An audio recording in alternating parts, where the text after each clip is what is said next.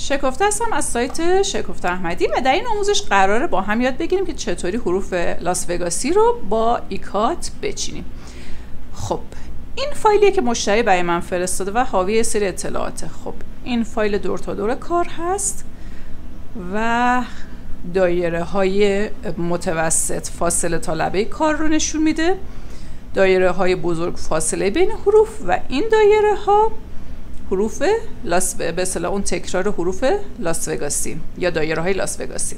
خب من چه کار انجام میدم؟ اول از این کار یک کپی میگیرم، کنترل سی کنترل وی و میارم کنار.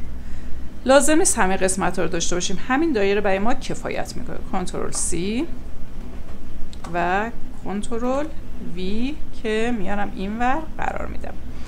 حالا کاری که باید انجام بدیم تعریف کردن این حروف مثلا این دایره ها توسط ایکاته.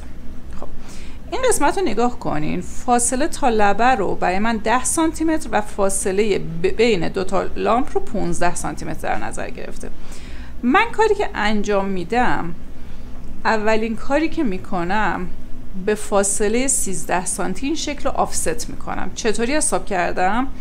ما میخوایم یه دایره قرار بگیره روی این مرکز. خب این فاصله به خاطر اینکه 10 سانتی اینجا داریم، این دایره خود لاس وگاسی هم 6 سانته، نصف میشه 3 سانت، 10 و 3 میشه 13. خب این رو انتخاب میکنم، از گزینه ها کانتور رو میزنم و به سمت داخل میارم. مقدار 13 رو اینجا وارد میکنم. این 13. حالا از این دایره دو تا کپی میگیرم، کنترل سی کنترل وی. کپی اول که بود، کپی دوم رو هم داریم. این دوتا رو میام از فرمان بلند استفاده میکنم و اینها رو به هم تبدیل میکنم. خب تا اینجای کار چنین چیزی رو داریم. حالا وارد این قسمت میشیم و نیو پت رو میزنیم و روی این پت اوکی میکنیم. خب اینجا یه مشکلی پیش اومد. ما زمانی که کانتور میکنیم یک شکل رو، باید شکل رو از اون حالت کانتوری در بیاریم. ببینید توی پنل آبجکت ها این یک کروه که کانتور داره. اینجا کنترل کا میزنم، تبدیل میشه به 2 تا کرو جدا. حالا مجددا این قسمت رو انتخاب میکنم، نیو پت رو میزنم و روی پت قرمزم کلیک میکنم. خب فاصله 10 سانتی رو که رعایت کردیم، حالا فاصله 15 سانتی رو میخوایم. من تعداد این رو میذارم مثلا 100. خب تعداد رو گذاشتم 100. میتونم تعداد پله ها رو مشخص کنم یا فاصله رو. فاصله رو گفتیم چقدر؟ 15 سانت. خب این اتفاقی که افتاد. حالا یه سری مشکل داریم. چه اتفاقی افتاد اینجا؟ روی مسیرمون فقط همین ها قرار گرفتن. میام توی این قسمت، نه این قسمت، بلند الانگ فول پت، این رو میذارم و دایره ها روی مسیر قرار میگیرن. تعدادش هم اینجا مشخصه.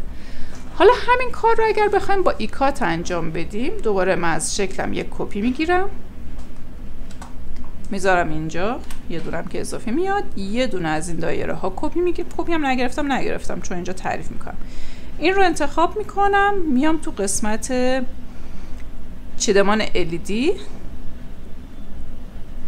اجازه میدم پنجره باز بشه. تو قسمت شکل دلخواه انتخاب شکل دلخواه رو میزنم و شکلم انتخاب میشه. حالا میام منحنی رو انتخاب میکنم.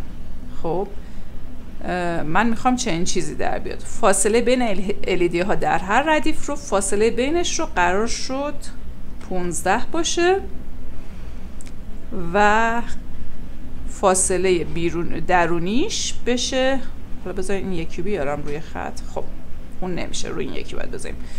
فاصله از لبه رو هم میذارم 10 و چینش LED رو انجام میدم. خب اتفاقی که اینجا افتاد، فاصله رو درست در نظر نگرفت. یک بار دیگه این فاصله بین ردیف ها رو اینجا رو هم 15 میذارم. ببینید حالا باید شکلم رو انتخاب کنم و بعد چینش LED رو بزنم. خب من فکر میکنم، حالا یه احتمال میدم، این فاصله بر اساس میلیمتره. کاری که انجام میدیم یه 0 اضافه میکنم. این قسمت ها رو من از آموزش حذف نکردم که شما اگر چنین اشتباهاتی داشتین بتونید اوکی کنید. و این هم نتیجه کار. پس هم با ایکات هم بدون ایکات این کار رو انجام دادیم. فقط یادتون باشه در مرحله بدون ایکات، در مرحله آخر کنترل کار رو بزنید و خط اضافی رو حذف کنید. چیدمان هایی که داریم. فقط نکته‌ای که هست نگاه کنید، ما فاصله ها رو اینها رو میخوایم اندازه بگیریم ببینیم کجا باید تغییرات اعمال کنیم. این فاصله تا لبه تقریبا 10. خب فاصله بین دو تا 9. پس این اشتباهه. اینجا فاصله‌مون کم شده. حالا برمیگردم درست میکنم. ولی فاصله‌ای که اینجا داره، فاصله تا لبه، اینم 7 تا مرکز حساب کرده. پس من اگه بخوام این کار رو دوباره انجام بدم، این فاصله رو خب من کنترل زد میزنم که این کار رو دوباره انجام بده و فاصله بین دو تا شکل رو 15 در نظر گرفته. پس این قسمت درسته، ولی این فاصله رو باید بذارم 13 چون فاصله مرکز رو در نظر گرفته. خب کاری که اینجا انجام میدم، دوباره این منحنی رو انتخاب میکنم، اینو رو میذارم 13 و یه 0 اضافه چینش LED رو میذارم روش، انجام میدم و این هم نتیجه کار. حالا توی این قسمت من LED ها رو انتخاب میکنم و فاصله شون رو مثلا کم و زیاد میکنم ببینم به چه صورت میشه. یه ترفند ریزی الان اینجا استفاده میکنم، بذاریم ببینیم. LED هایی که اینور هست تعدادشون 59 تاه. من یه کاری که میکنم، این فکر میکنم اینجا مرکز به مرکز حساب میشه، یعنی 15 برای مرکز به مرکزه. خود LED هم 3 هست، پس باید 18 در نظر بگیرم. هنوز 18 هم بیشتر، 21 درست شد.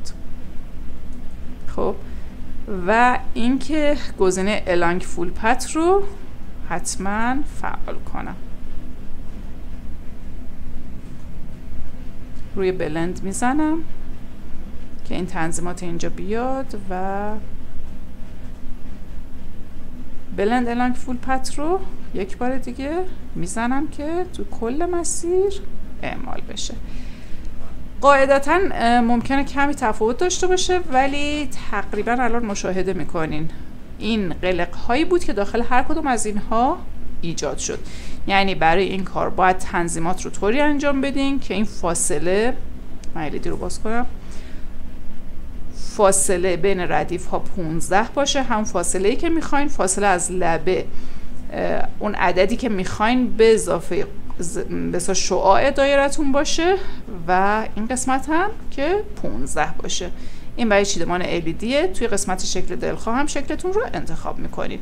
از فرمان کانتور و بلند هم که طبق همین و فقط فاصله که باید در نظر میگیرین حتما فاصله تا مرکز باشه. تفاوتش با اینجا کمی بیشتره و فاصله بین شکل ها مرکز تا مرکز باشه. این هم از تجربه حروف لاس وگاسی و میتونید هر جا که دوست داشتین ازش استفاده کنید.